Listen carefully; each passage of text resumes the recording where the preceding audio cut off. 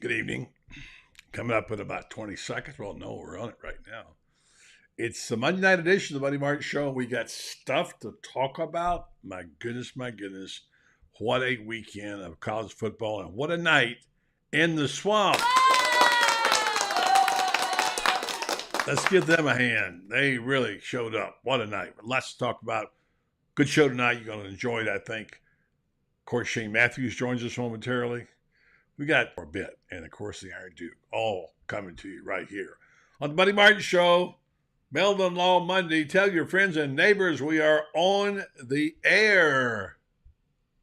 Yes, it's time again for Buddy Martin. Call him up and tell him what you're thinking, but be kind because he's doing the best he can. Better, stronger, faster. Mama says that alligators are ornery because they got all them teeth but no toothbrush. Hey, what if the voice calls while you're gone? Take a message. Bye! You ready, champ? I'm ready for this my whole life. I'm incapable of small talk. But that's why you love me, right? Kind of intimidating to be in the presence of so many great athletes.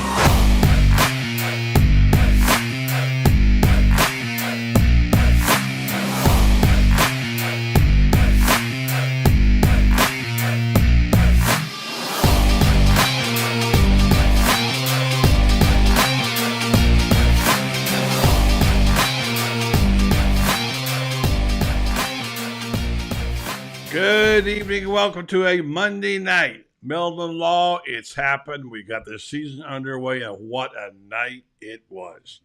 I know you've got lots to think about and talk about. We've been talking about it nonstop for the last, 48, 72 hours, and we got a lot more to talk about. I didn't even know where to start except to say it was a special evening. I've been to many, many games at Florida Fields, Steve Spurrier Field, the swamp, whatever you want to call it. And I got to tell you, that one's right up there. And what an ending. What a performance by Anthony Richardson. How do you like your team now, by the way? How do you like your team? Especially those people who were kind of saying a couple weeks ago, well, you know, Billy Napier can't recruit, da-da-da-da-da. You got some scores to settle with us around there. We're not going to let you off the hook. We're going to say good evening to our friends out there tonight. In just a moment, Shane Matthews will join us here on the Buddy Martin Show. Becky Smith Carlisle's first in tonight, pole position. Good job, Becky. Eric Newton, dilly to you, my friend. Dan Bond, always checking in from out in Dallas. Dilly to you, my friend. Eric Newton, how about Tim Gators? Brent English, Terry Johnson, Jesse Calderon, Anthony Huggins, Jeffrey Moore, Mary Helen McCollum, Donnie Bullock, Charles Lewis, all checking in early. Going to be a good night tonight, folks. Already, we're loading up the lines, as they say. So good to have you. We're going to do this. We're going to go ahead and hear from our sponsor. Jeffrey Melvin's got what he calls breaking news. And we'll come back and we'll have Shane Matthews and Chris Doring. And then, of course, the Iron Duke, France Beer. So stay tuned. Shane is in the green room right now. We'll join him next right here on the Buddy Martin Show. A breaking story, okay? All right. So this year, my wife Patricia and I are chair people for the Alzheimer's Association. And Meldon Law was founded in 1971. So for every free throw made this year by both the men's basketball team and women's basketball team, Meldon Law is donating $19.71 to the Alzheimer's Foundation. Nice. What's the 1971? When you started the law firm? Yes. Very good. That's a great story and a great idea. And it couldn't be for a better cause, because we know how devastating that disease is to a lot of people and families. Congratulations. I'm proud of you. Well, thank you, buddy. Meldon Law, he does a lot of nice things. Where you matter most. I know. Hey, buddy, we're just trying to keep our own minds straight, right? That's the truth. I might need your help, so I'll give you a call.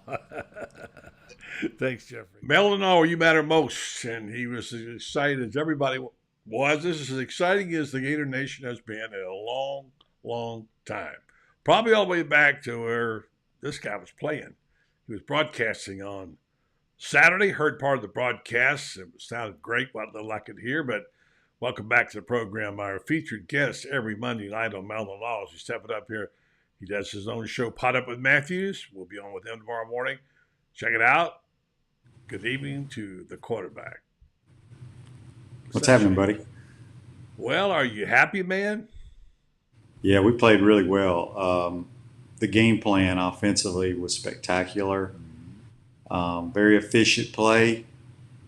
Here's what I'm happy about, buddy. You know, people make predictions and all that. Right. Do you remember what my keys to the game were? Yeah, pretty much the same. I think offensive line was one, I believe. No. Well, which game? I had two keys. Okay, well, the season. I had two keys. And these two keys Run the can relate to every game we play this year. Right. We have to be efficient on offense, meaning when I say that, is Anthony, they had such a simple plan for him, and it's what he does well. They didn't ask him a couple throws down the field to Pearsall, but it was a one-read deal. We took 2 shots. He underthrew one. The other one he scored on a run play, by the way, on 8-man protection. And then they got him outside the pocket. Yeah. And he was so efficient and so comfortable also running the zone read. So that's what you're going to see all year. But my second biggest concern, and it wasn't so much a positive in this game, is the front 7 on defense. They came up with some big plays here and there, but boy, it's going to be we're going to have trouble stopping people, buddy, when running the football. So those are my 2 concerns. It was a tremendous win. The crowd was outstanding, and got to put it behind us now. Fans can still love on it and celebrate, but we got to get ready for a good team coming in here Saturday. Yeah, and that's where you and the fans are different, and they're still celebrating, as they should. By the way, they were a big part of that whole thing. You've been there many nights before. I've been a few more than you because you were playing in the NFL for 14 years. And I would put that in my top 10 nights at the Swamp in terms of the spectators and the crowd. Didn't rain. People said, well, the weather didn't affect the humidity. I think somebody said on your show this morning. Did you see the players puking on the sideline? Yeah, but I may have said that. I didn't think out of all the teams that have come to the Swamp in the last few years, I thought Utah handled the crowd. I thought they handled the weather. And it's because they're a well-coached football team, and that is a good football team. No, they are, of course, yes. So, but I think people expected them to be having multiple procedure penalties. I think they only had 2, and one of them was a delay of game that they took on purpose. And then, I had friends telling me, they're going to be cramping and they're going to be guys laying around. You didn't really see that. So I thought their preparation was great. I thought it was a well-played football game for game 1 between 2 good teams. It was. There was some cramping. I mean, there were some guys. And now, we don't know about the Diabate move. That cost a little. There were several questionable things in that game that we can get into if we have time tonight, but if not. But overall, the assessment, the idea, you're right. He gave him a simple game plan. He had poise and Shane. The big thing was he made plays. Plays. That's what Billy Napier talked all week long in one of the press conferences. And I don't know if it was, I don't remember what the phrase was, but I believe 110% way. He talked about, I have to call plays that my quarterback likes. He could have some plays that he loves, but if Anthony ain't comfortable with them, you can't call them. And so they had a small group of plays, different formations, a lot of motions and shifts, which all that is just smoke and mirrors. It does nothing for the offense because all it does is make the defense have to adjust and think. But when I talk about being efficient and him making the easy plays, he did that Saturday night. He made the easy throws. And the rest, if you do that with a guy like him with his ability where he doesn't have to think, then just let him react and play. And that's the best thing he does. Yeah. Here's the exact quote of the press conference today from Billy Napier he said lots of things about him. He said one of the things that stuck out to me was He rose to the occasion. That's what I saw.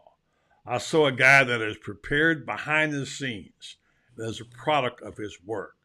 All the work he's doing when nobody's watching. That's praise for his work ethic, which I think people are undervaluing a little bit. Yeah, I think so. I think, I mean, he's got so much talent that I think a lot of, I mean, like I said, he played outstanding. But Billy needs to give Billy some credit too. Yeah, you're right. That's good. I agree with that. He does need to get some credit. And Billy's not going to do that. But I am telling you, because I watched practice, I knew what they were going to do in the game. Right. And they're doing what he can be successful at. Yeah. Like I said, they're not going to ask him to drop back 25 times and throw the football. Right. He has got to run the ball 10 to 12 times. What do you have, 10 carries, I believe? I got it down here. I think it was 10 carries for like 106 yards. Go right to the deal. But majority of those carries were not called runs. About 4 or 5 of them were, but the other ones were scramble plays. And that's what he does best. So, yes, Anthony, obviously, anybody that plays college football is going to work hard and do all those type of things. I get that. But I think you got to give credit to not just Billy, but the entire offensive staff. Of course. Of taking what we're good at and let's do it. Yeah. And so you're I'm sorry. Go ahead. No, I mean, he played great, but I was my favorite part of the game was the offensive line. Yeah, they look good, boy. Osiris looks a little people off the ball. Yes, so I didn't watch back almost twice. I'll watch it a couple more times. Pick up the nuances of small things. There's a lot of little things I saw that I can't figure out yet, like Anthony twirling a baton and he came off the field after the first. That came from Louisiana. Yeah. So you mentioned that on your show this morning. Yeah. They have that at practice, by the way. Yeah. By the way, Anthony Richardson carried 11 for 106. 11 times. 106, and of course you know his numbers in terms of passing. He was 724, no picks, 168 yards, a really good balanced night, and 3 touchdowns. Shane, did you ever score 3 touchdowns? You threw 3 touchdowns. Did you ever score 3 in a game? I think I ran for two a couple of times, but and he was very smart with the foot. I mean, he got away with one. He was rolling to the left and tried to throw across his body. Should have been a pick. It should have been. I mean, that happens. Yeah. I guess the one throw that I think he would like to have back, outside of that one, is in the first quarter, we ran a double move, max protect, out and up to the northeast corner, and he underthrew Henderson. It was an easy touchdown, but he underthrew it. Yeah. He just threw it late. He saw it late. Didn't make many mistakes at all. No. I think his composure is one of the things that impressed me the most.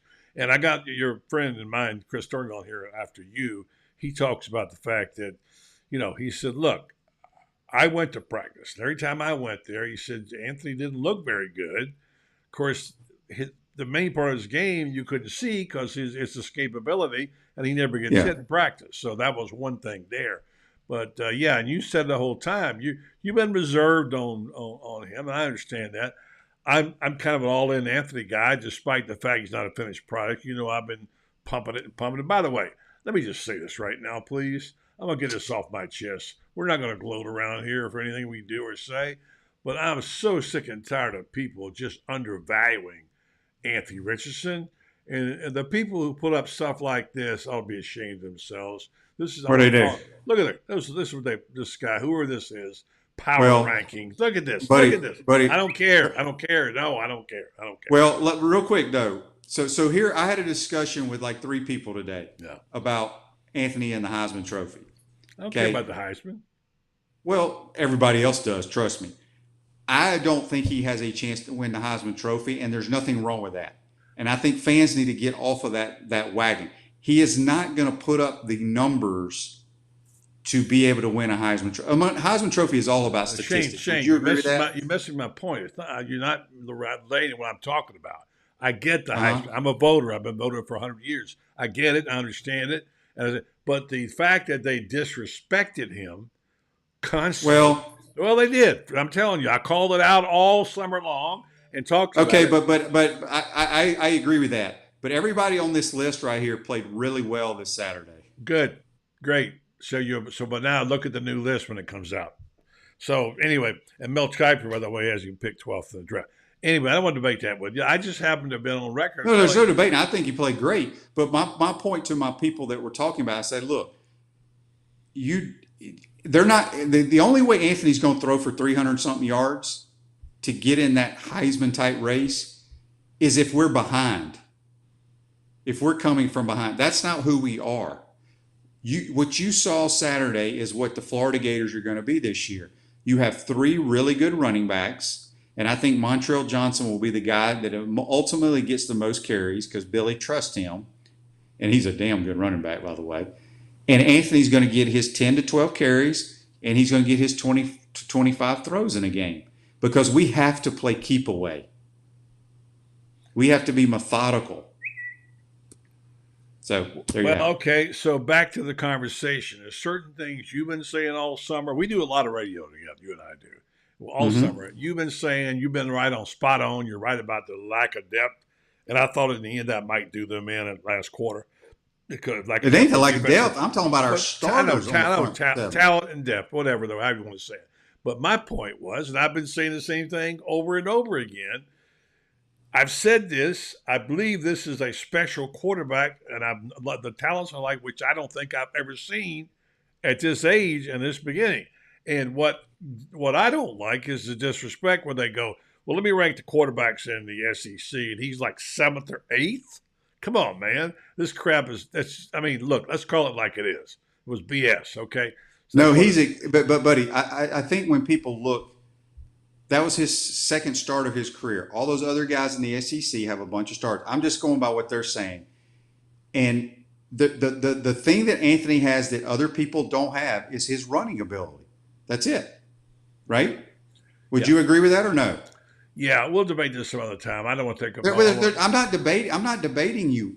I'm agreeing with you, but I'm trying to tell you that what the other people around the country see are the Bryce Youngs that are damn good. Stetson Bennett threw for 368 yards. Nobody's questioning that. Nobody's questioning that. Right, but nobody's questioning Anthony Richardson what he did. No, but they're just sitting there. Yeah, but after he performs, I'm talking about how about the last 8 months when nobody even knew he existed. And that's not true. Everybody had him as the top 10 pick. Picking what? They're not having a top 10 pick where I came from. I just showed you a list where he did. That's a list of on threes. Week 1 predicted top quarterbacks. And honestly, all 10 of them played really well.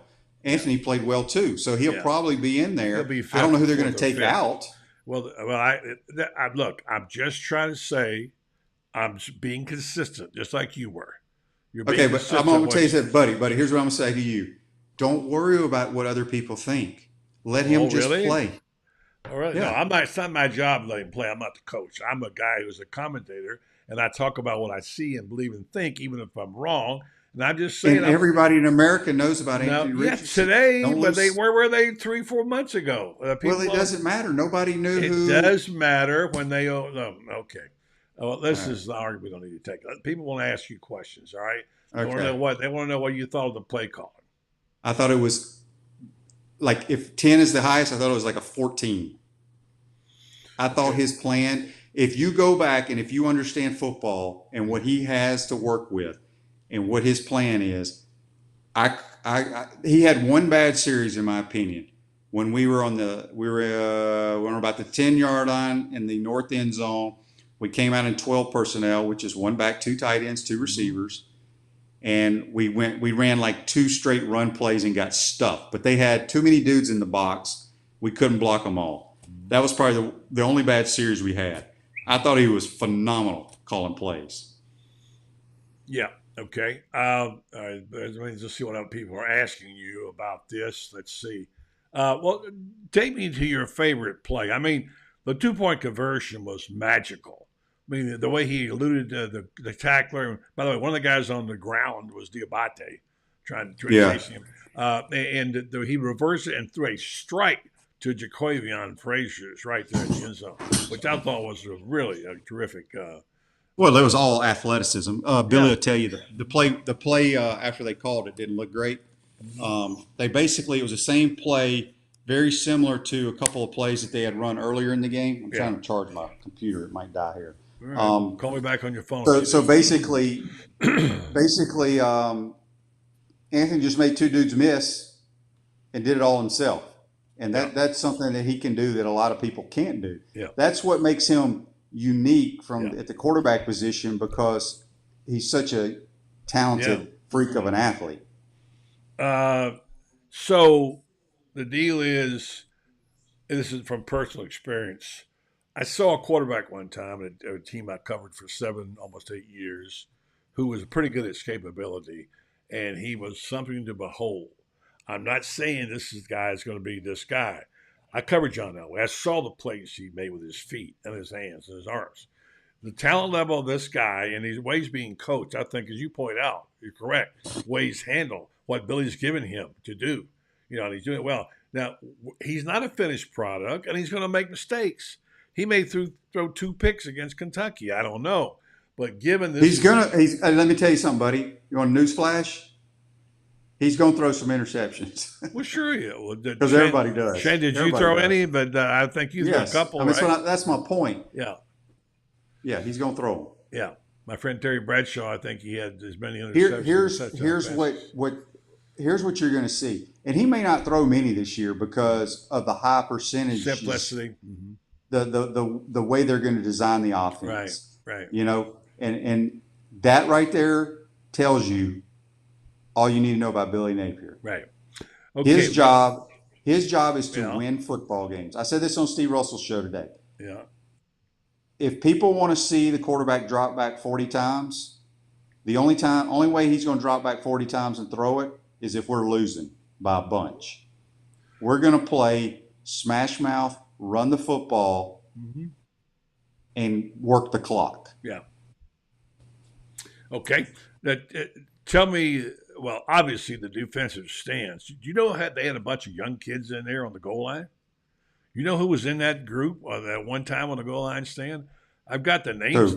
I'll give you the names here in a minute, but it's unbelievable the fact they had just these kids in there on making this goal line stand.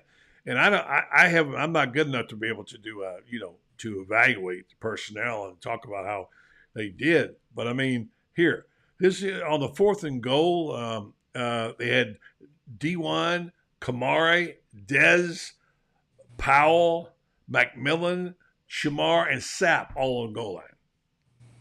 Yeah, my concern all summer long, and it's still a huge concern for me, are your front 4. Whether they're starters, whether they're backups, whether they're seniors, whether they're sophomores, whether they're freshmen. I'm just telling you, and I ain't the only one that sees it. No, I know. That is our problem. That is our problem, and it's nothing against those kids. I'm just stating. Yeah. I'm told to tell what I see, and that's why if you look at next year's recruiting class, where are they loading up at what position? D-line. Yeah, well, the old coaching cliche, you got to dance for the one that brung you. That's what they got. Right? That's right. And here's what I really noticed with Patrick Toney. I think we blitzed 3 times, and we brought a safety blitz. Yeah, I didn't like that blitz package.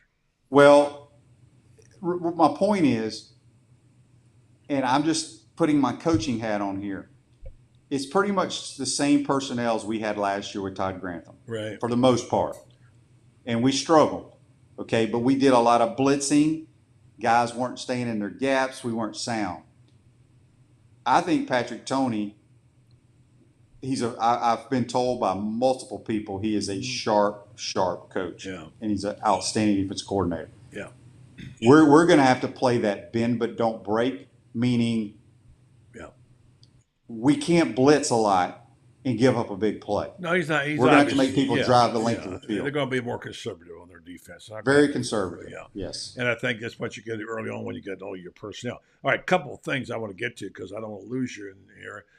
One of them is no, I'm good. I plugged my computer in. Okay, and I want to get these in before we get Doring on here.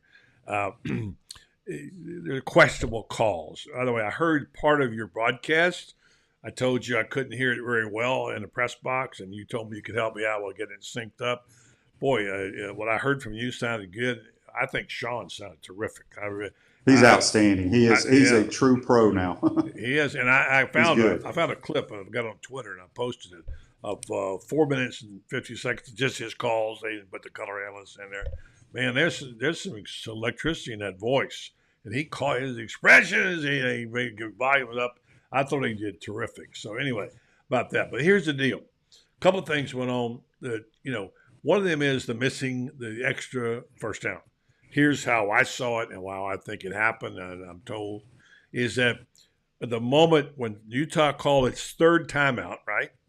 It was just on the same play where I believe it was Perkins. His helmet came off. Right. On the sideline.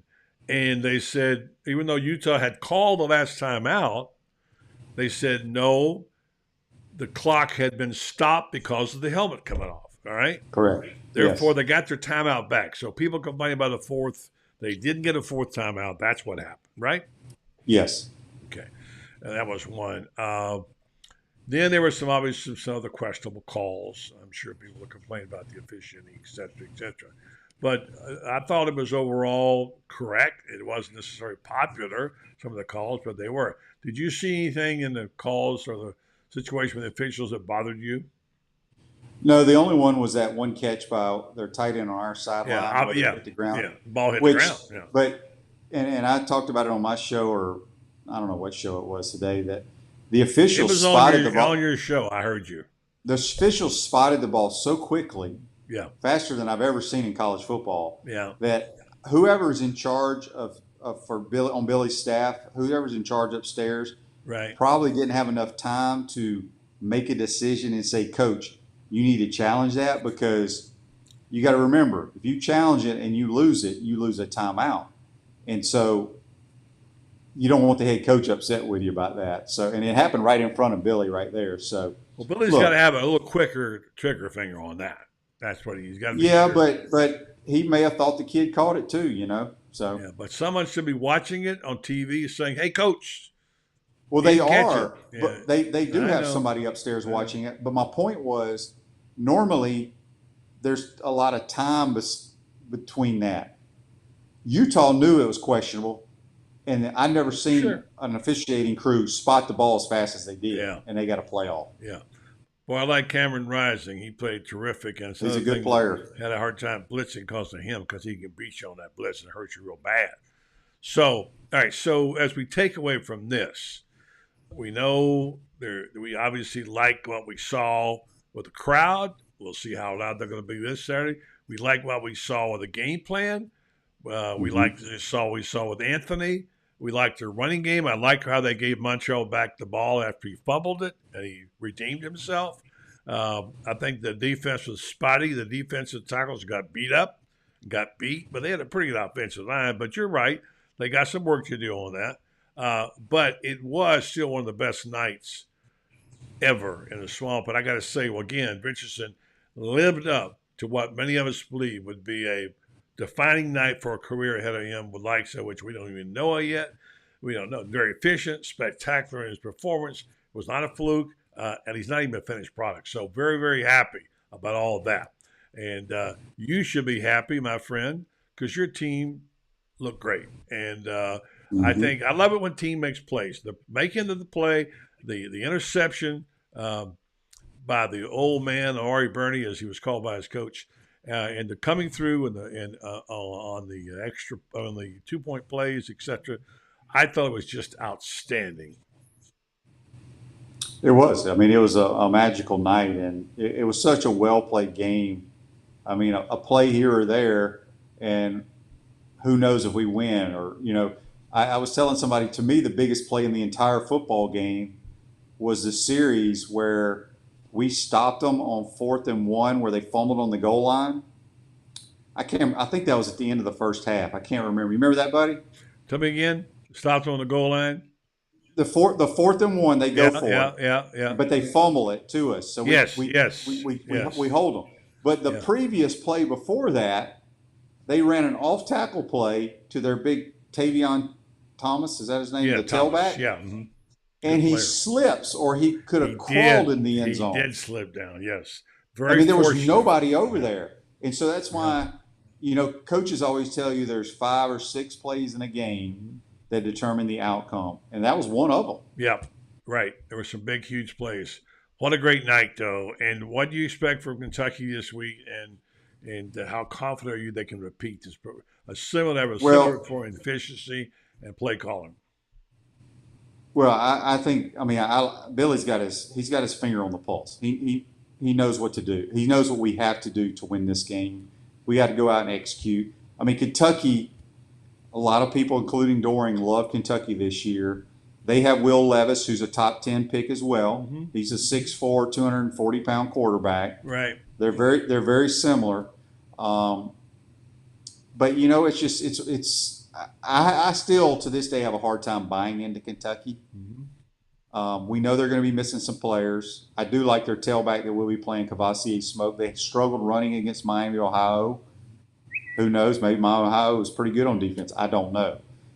But it's going to come down to being efficient and keeping it simple and just utilize athletic ability like we did Saturday on offense. Right. And defense, I don't know what we can do to it just scares me, buddy. Every play scares me. Yeah. Well, that's okay. You play scared. But I'm going to close out with this note. We got good reports. Some people online here say they were sitting behind the recruits who loved it. The recruiting part of this, we don't think much about that. But I will say this. For University of Florida and Utah fans were so impressed. Almost a recruiting poster. Some of the comments, you hear these? One person said, Gainesville, best college town. 2, Gators love their team. SEC fanhood, next level. UF has one of the best programs in the country. 99% of the fans awesome and friendly. Swamp is hostile and loud. Nothing like it. Weather is real. Affordable town. So a big shout out to Gainesville and the Gators. And then you know what happened to the team. You mentioned it today. They got to the airport. They had mechanical failure. They had to sleep in the airport, for a while. No, well, they were in the airport here's what I don't understand.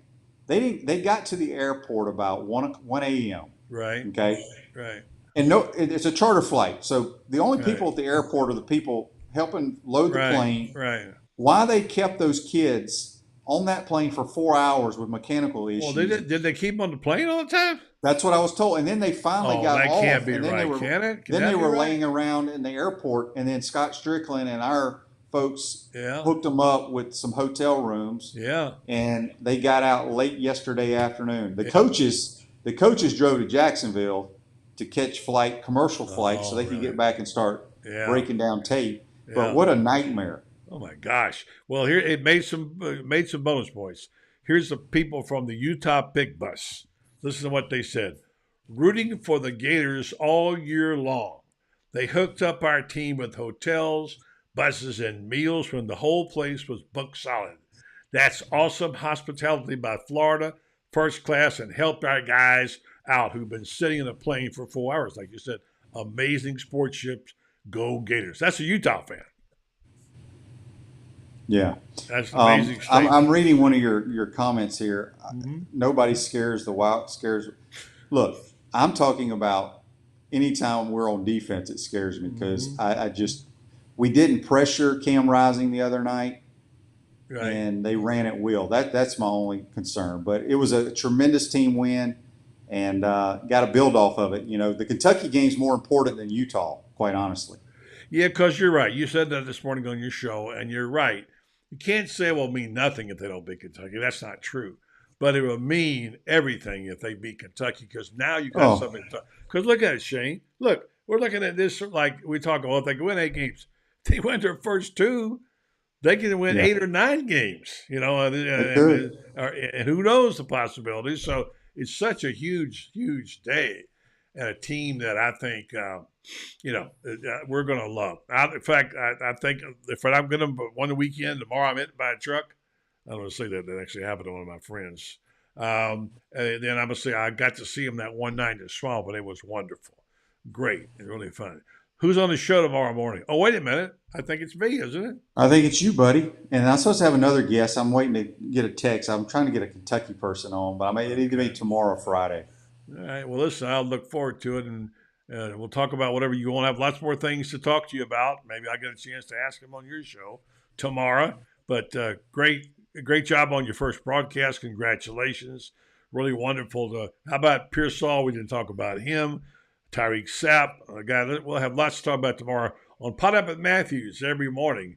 Go to Facebook Live. Shane will be there, and he does a great job on that show. 8 o'clock, Monday through Friday. Thank you, Shane. All right, buddy. Take care, man. See you tomorrow. All right, thank you. Gosh, we could have done the whole show with Shane right there, but we can't do that because we got other things to do. Reminding you, he's brought to you in the green room by our friends at Main Street Community Bank of Ocala. They are a first-class organization. It's my bank. Drop downtown and see them, located right there on North Magnolia. They're a full-service bank, FDIC insured, locally operated, offering a broad range of financial services. What makes Main Street Community Bank so special is the people. Our mission is to serve the financial needs of the community with exceptional personal service, and they do just that. Main Street Community Bank of Ocala. Community is our middle name. Sponsor the Green Room on the Buddy Martin Show. We go now. We're about to see Chris Doring is back. Good to hear Doring. You're going to enjoy this interview. Well, the Hardy was in town. I couldn't resist the opportunity to get a chance to talk to Chris again. I used to know him back when he wasn't a superstar, and we used to do this once in a while. But now he's on the network 10 times a week, and he's everywhere. He's successful in the mortgage business. Good for you and all your success, Chris. Good to be with you again. Good to be with you too, buddy. And I tell you, man, last week might have been the most stressful week that I've had in a long time, man. You know, we had the Thursday night kickoff with Tennessee on our network. I had to prepare for that. I went up there early. Friday did the morning show with Peter Burns, and then drove down to Charlotte from Charlotte to Columbia to meet with the South Carolina coaches and back up. Did a Friday night show, called the game in South Carolina Saturday night, drove back and did a show last night, Sunday, and then on Monday morning, and finally got back to Gainesville, man. So it was a lot of prep, a lot of travel, but good to have college football back. That's a pretty busy schedule right there, so I can't even come close to that. I thought I was busy. And by the way, you're also running a mortgage business on the side, so just in case people forget about that. Well, where do we start? Big night in the swamp. I've been here. You have too. We've seen a lot of these nights together or apart, and it was one of the best, and not the least of which was the outcome, but also the way Billy Napier's team performed, the way Anthony Richardson came out his first start, the way the crowd was the crowd was a superstar. It was an amazing night in the swamp, Chris.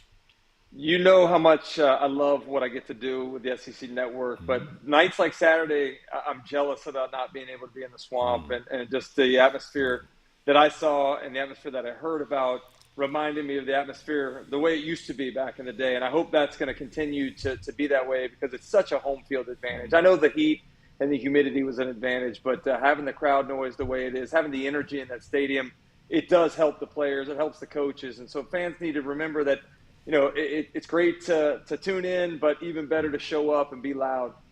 And they did that, and it was a big factor. And Billy even said in his press conference it was such a big factor. So right now things are great. Let's talk about this moment while we got it, because we don't have a lot of time, because the team you picked to beat Florida is around the corner. So and it's going to be an all-day job, although things have changed a little bit at Kentucky. We'll talk about that. Takeaways from that game, what you saw, other than the obvious. Go ahead. First and foremost, to me, it's the buy-in of this team, and it started back in the beginning when, people could have hit the transfer portal, but Billy Napier was able to lay out his vision, was able to connect with guys that he didn't recruit, and get them to buy into what the future perhaps held for them. And I love that. I love the connection, how the team is so connected with one another. And maybe most importantly, when things went bad last year in the last half of the season, it was complete capitulation from the players to the coaches on the sideline. This year, when the inevitable went bad, all they did was just get bounced back up, dust themselves off, and go answer the bell. And I love the resiliency. And I think that resiliency starts with the coaching staff, getting the players to believe in what they were selling, believe that they're better as a group than maybe they thought they were last year, and really trusting the coaching staff. I heard Billy Napier talk about trust, and trust is so important between players and coaches and players and their teammates. And I really feel like there's a great amount of trust right now amongst that team, which is great to see. Yes, and Napier delivered in his debut. A lot of people were 6 weeks ago. You know how things go around here, talking about what a terrible recruiter he was and what a mistake they made. I wonder if they trade him for Brian Kelly right now. I don't think so. Here's the thing, man. And you heard me be vocal about it in the offseason. And you know what? I love this fan base. I consider myself to be a Gator fan. You know, I've heard the criticism about me. Like I'll put my Gator resume up against anyone, from my lifelong love of this university to the years that I played here to the money that I give. It does bother me because I don't like to hear criticism from my own fan base. But you know, buddy, in this business, we try to be as unbiased as we possibly can. And you know, every time I had been to practice this preseason, the offense did not look good. Maybe I was there on bad days, but more likely is that Anthony Richardson, you can't simulate what he does in practice, because if somebody gets near him, you're going to blow the whistle. But the dude's ability to extend ball plays, the dude's ability to make people miss, he plays at a different speed than everybody else on the field. And I love that when it gets tight, that he wants the football in his hands. And it really makes me proud to see a guy from right here in Gainesville doing what he's doing and leading Florida, at least for one night, back to some of the prominence nationally that we need to get back to.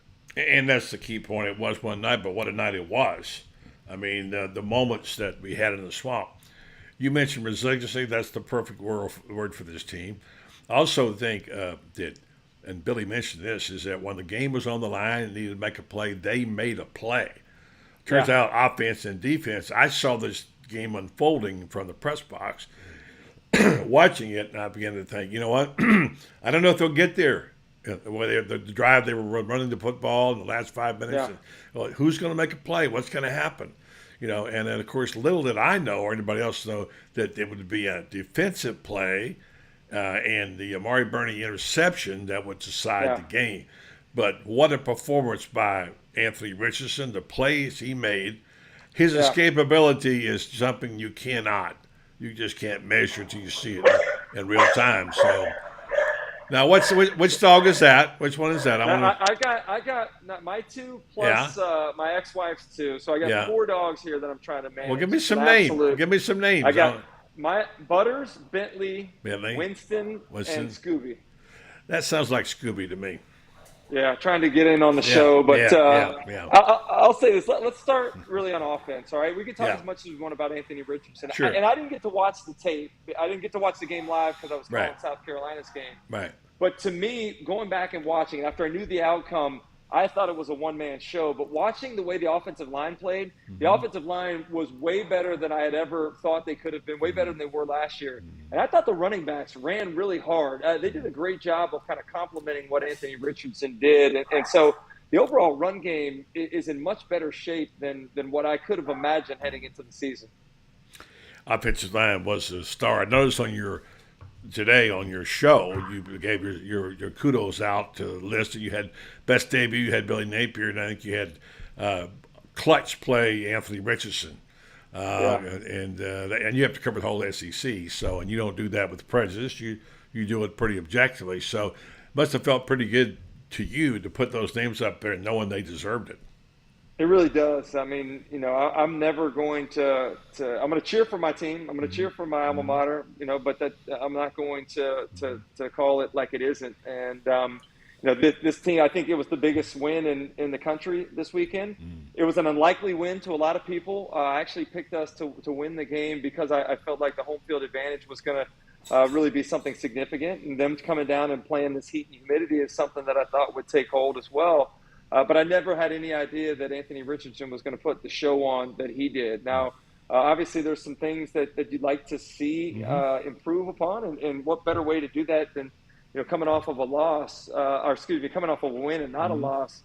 But you know, I think the thing that I think is interesting, the NFL is about staying ahead of the change.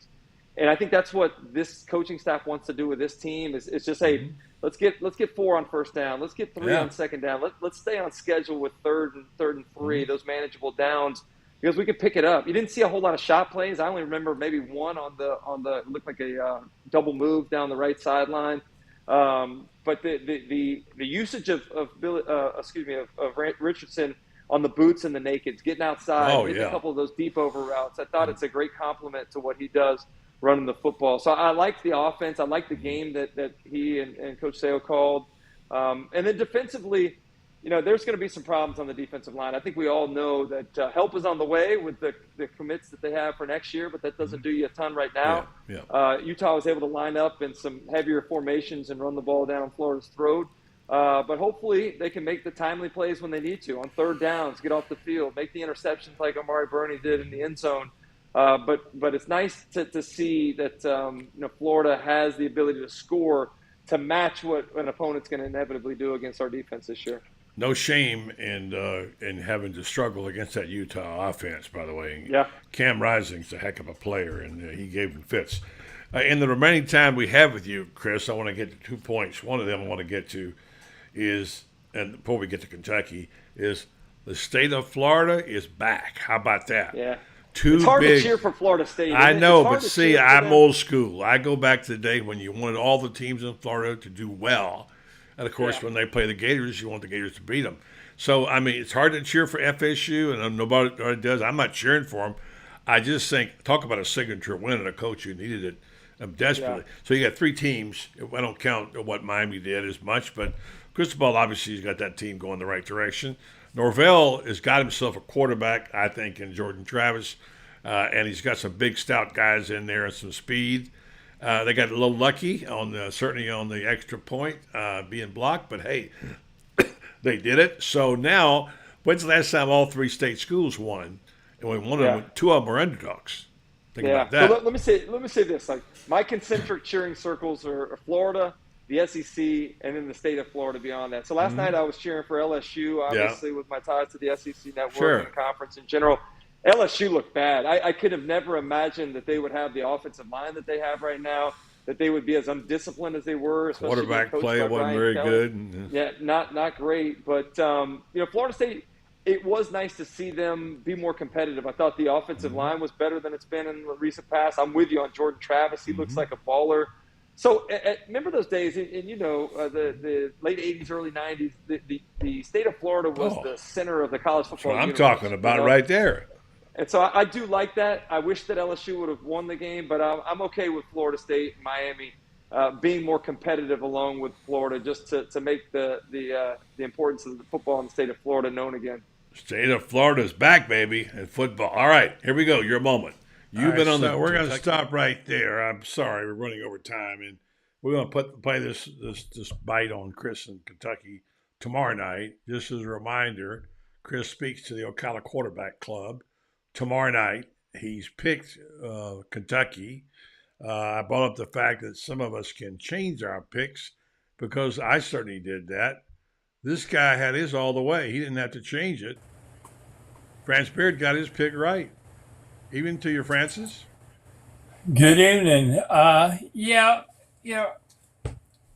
Quite frankly, if I think if Montreal doesn't fumble on that opening drive, I think Florida wins that game handily. Really? And that's not taking anything away from Utah, but everything was in Florida's favor at that point in time. And you score on that opening drive, and it is a true deflator, particularly when you have a crowd like that. I'm walking back to my parking space, which is back in the hinterlands after the ball game, and I'm walking with this pack of Utah fans, and they said, there is nothing remotely close to this in the Pac-12. I said, a lot of people say Oregon really has an environment. They said, Oregon is romper room. They said, I said, and I just looked at him. I said the Mormon Tabernacle on Sunday night, and they said the Mormon Tabernacle on Sunday night is more rowdy than romper room. Nothing can touch what we just saw and felt. I asked him. I said, how long do you think it will be before your ears stop ringing? And this guy looked at me and said, "Did you say something?" I've got a couple rave reviews from them. I read one just a minute ago to Shane about the experiences that Utah people had here.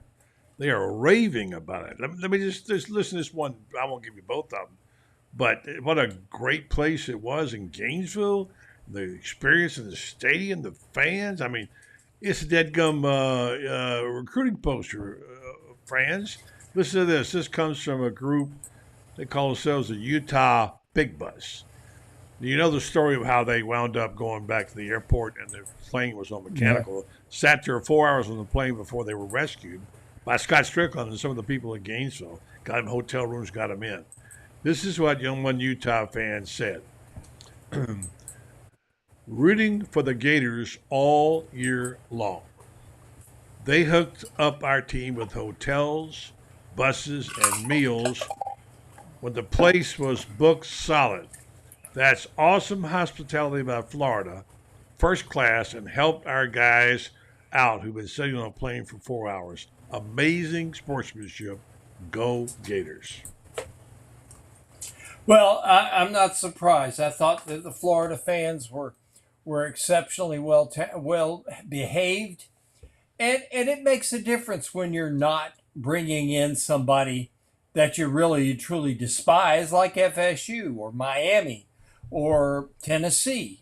You know, you bring in Tennessee, and it just makes everybody's blood boil. It's easy to be nice to a bunch of nice people. And they were really nice people coming in. I'm talking to a bunch of their fans. They were excited about being here. I talked to the spotter on their radio and their radio team. He knows Spurrier, and he just raves about Spurrier and said that they came here on Friday. Were given a tour of the facilities and said, wow, we've never seen anything at all like this. And they were just so gushing with praise for Scott Strickland, for everybody in the UF athletic administration. They said that this was as first class an operation as they had ever been involved with and seen in their lives. Yeah, well, we are used to having LSU, Georgia fans and the like, here in the stadium. But these people, they really, really love this place. And I didn't even read you the other one that was raving about Gainesville and the experience and the campus. I mean, the affordable living and all the things. Anyway, so yeah, there was, Nat Blaylock says there were 14,000 fans here. I don't know if there are that many not fans. We sat in the press box. I showed a picture earlier of us up there, and it was very, very loud, almost like that ice in your glass. Very, very loud, and it's I thought the swamp was magnificent on a great night.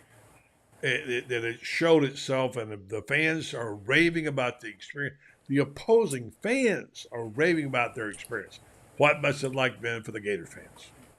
They sold out their entire allotment in Utah, but they had Utah clubs purchasing online. They had 14,000 people here, and it was a great atmosphere. The only thing I heard negative about Utah was I heard a bunch of Florida people say they bought so many tickets that they kept Florida fans from seeing the game. But I'll tell you what, it was a great atmosphere. One of the better atmospheres I've been at a Florida game. And I got to tell you what, this is how loud it was. It was Lawrence Wright knocking Joey Kent into next week loud. It was Quezzy. It was Dougie to Quezzy in 1998 loud. It was, it was blocking the field goal on the last play against South Carolina loud, and it made Auburn 2019 look like Vespers at your local church. Yeah, for sure. All right, so let's get to the game. We have a lot to talk about. There's so many plays, so many things. Let's take it at the top. Joe's unhappy about your cup also, apparently. So the deal is that we thought Florida would acquit itself nicely. You were more optimistic than I was. You picked the Gators right off the bat. I picked Utah on Tuesday and said I'm reserved the right to change my mind, like I did when they played Ohio State, and you remember that. And I picked them on Sunday, on Thursday night, thinking they might win it by 3. But what I guess probably I wasn't surprised about Anthony Richardson. A lot of people I don't think expect him to play as well, friends. Well, I think everybody was questioning his health. They remember the Georgia game, etc., like that. He got thrust into things last year. Dan Mullen, I think, leveraged his entire career on making Emory Jones his quarterback. It was almost as if Dan was saying to the Florida fans, I'm going to prove this guy can be a quarterback no matter what. And quite frankly, I'm looking at Emory. He's a good quarterback, not a great one. But I will tell you this much. Anthony Richardson, from what I saw in this ball game, should have been the quarterback last year. Definitely should have been the quarterback. I don't have any doubt about it. I don't. You know, that's what we kept wondering. What is we thought he might be hurt, couldn't figure it out, and now he's got Damian Pierce on his conscience and Anthony Richardson. It doesn't. History's not going to look kind on Dan Mullen. Not during his tenure at Florida. You know, certainly. I talked to friends back in Mississippi who are loyal Mississippi State people. And as you know, I was exiled to Mississippi for 3 years. Yes, you were. During my teenage formative years. And they all say that they still can't believe that Dan left here. And I said, well, money and the opportunity to win a national championship. And I said, you know, you sometimes you just feel you got to take those chances. Spurrier took the chance to go to the NFL. Urban took the chance to go to the NFL. Sometimes that lure of some ultimate prize overwhelms your sense of security and what's right and what you should do. Dan Mullen should have never left Starkville. They would be putting a statue of him outside of the stadium there if he had stayed. They'd be naming streets for him if he had stayed. He's out of coaching now. He's did a rather nice job, I thought, last night listening to him on ESPN.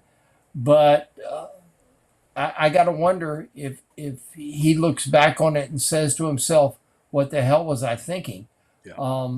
A lot of Utah people that I talked to asked the same thing, and they said he was a brilliant quarterbacks coach back there at Utah. Now, he was never the offensive coordinator there. Mike Sanford was. Right. But they said, you look at what he did with Alex Smith and said he was, and with Brian Johnson, they said he was absolutely brilliant, and they still can't figure out what went wrong. Yeah, he got over his skis. Yeah, he got over his skis, and he took a team and a mediocre program, had a good run in Mississippi. Everybody thought the Mississippi State thought, well, now he can really be great in Denver and in Ocala. Hello, buddy. He'll really be great in Gainesville. The bottom line is that he was for a couple of years, but then he forgot about the other parts of the program, meaning the CEO part, managing the defense, looking respect to the defense. It was a horrible defense, and he didn't pull the plug on that until it was too late. Anyway, he was loyal to his assistants to a fault, and he found out he got exposed. But without getting – let me stop right there for 1 second and say to you, friends, speaking of temptations, this is what you're getting at my house, by the way, when you get here. So you just get yourself ready. I'm going to make for you something. This is my tree right here.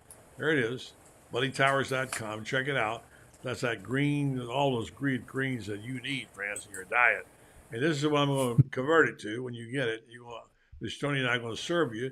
Check out some of this stuff you can make from all these greens, man. Is that good looking stuff? That's healthy too, friends. We both need to eat a little healthier, don't we? Well, I need to. I should. Um, I should eat better, and usually I do, but it's been Well, kind of you've been difficult with. running hard. You've been running really hard. People don't know Francis has got sick parents, and he's been taking them back and forth like a great loyal son. And by the way, doing a terrific job of that, and also doing a terrific job of being on the show, being on other shows, writing your stuff for Gator Bait. Let me stop there and say, let me just get the commercials in right now for Gator Bait, Francis. Okay. Yeah. Where are you going to go? I'm sorry, there's some good writers and reporters out. Where are you going to go to read the quality of people that we have writing for Gatorbait, including this guy, including the analysis by Lauren, who, by the way, is becoming quite a football analyst, including you with a chance to let me write once in a while. And Carlton Reese is a really good writer. He had a piece on the quarterback legacy, except to Gatorbait. And now's the time to do it. Step up and be on Gatorbait. And France, you missed a really good show Sunday morning. I know you're a church going man. You can't do radio on Sunday. We had our first Orange and Blue Blood show, and it was outstanding with Ben and Lauren, and we're bringing you the post-game stuff. So all that's part of Gatorbait, but the main dude is right here, the guy who carries the mail. He's our Montrell Johnson. We're going to give it to him 30 times a game, Franz Beer. And I want you to go out with this, if you will, and you can add other things. I talked about why I was glad to see FSU winning the game. Not root for FSU, I don't. But I like it when the Florida teams are good. And friends, take me back to a time when all three of the big three won. By the way, two of them underdogs, one against a top 10 team, like Florida, FSU, Miami, all victorious, which still means something to me, friends. Does it to you? Well, here's the thing that a lot of people, I think, don't understand. When Florida, Florida State, and Miami are all very good, the good kids in this state stay home. They would rather stay home in this state. And we lost something when Miami and FSU went into a tailspin.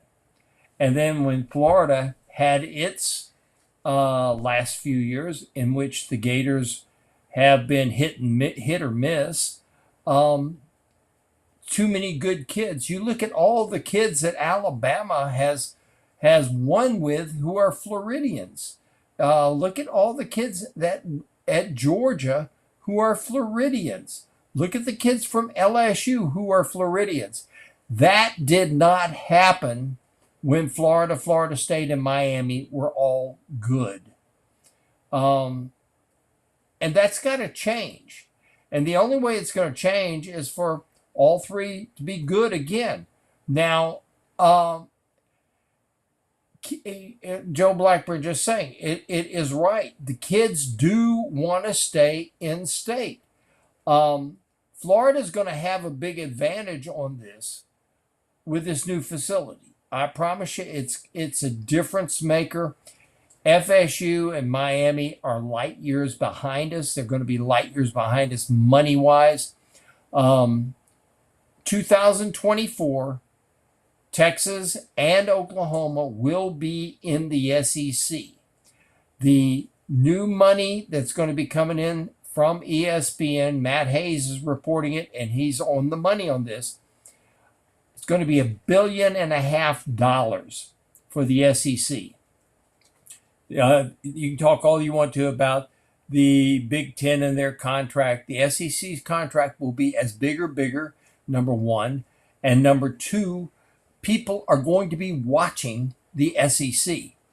But that being said, Miami and FSU both aspire to be in the SEC and could be someday, I guess. But the first thing they better do is they better win ball games and make themselves attractive to the SEC.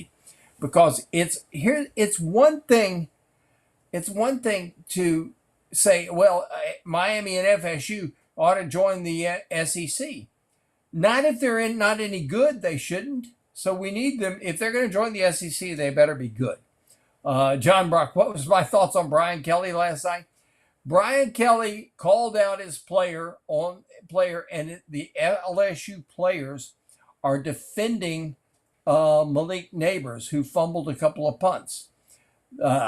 Brian Kelly called him out, and that has not settled well.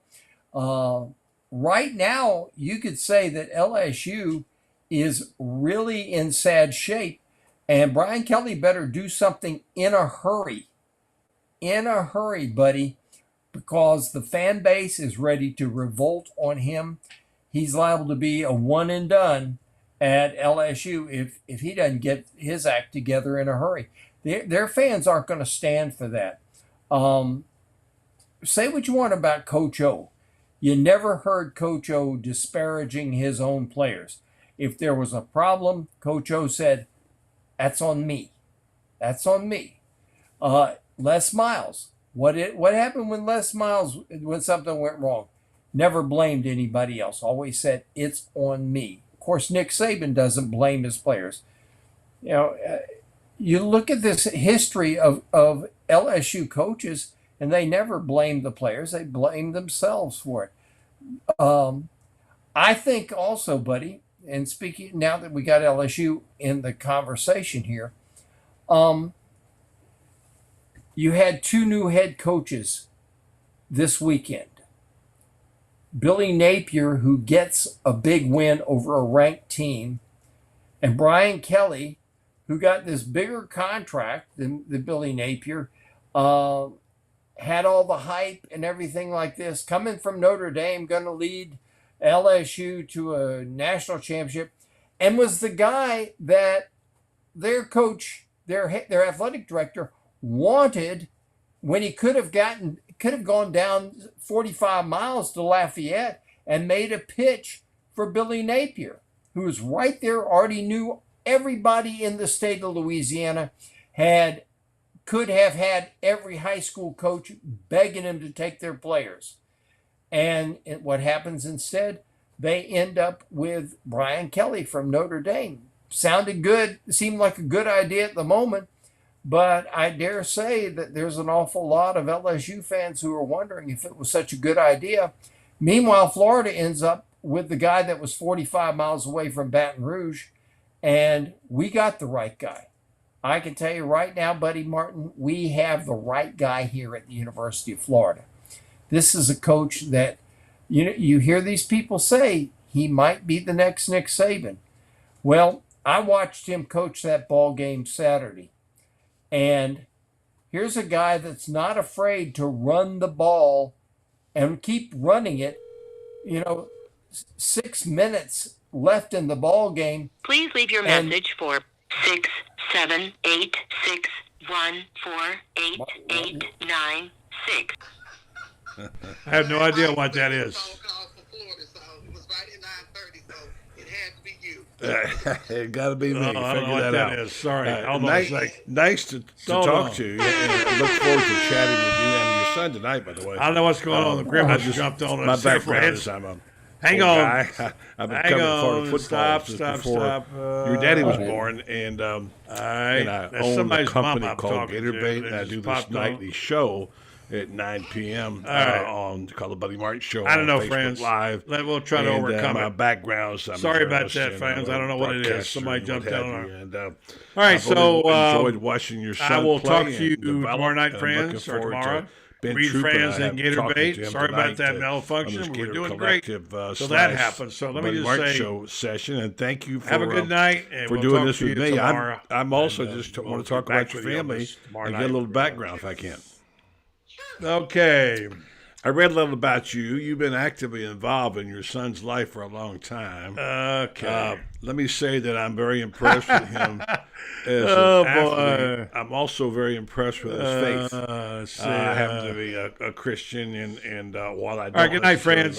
Talk to you tomorrow, folks. My writing, here it my is, right journalism, here. I have great admiration for people who rely on their faith, and he's obviously. You obviously raised him in a very good atmosphere, and I went through all of his tweets, and about 90% of them are on his faith, which I really think is great, and a tribute to you. So I wanted to say that. Well, thank you both. He and his dad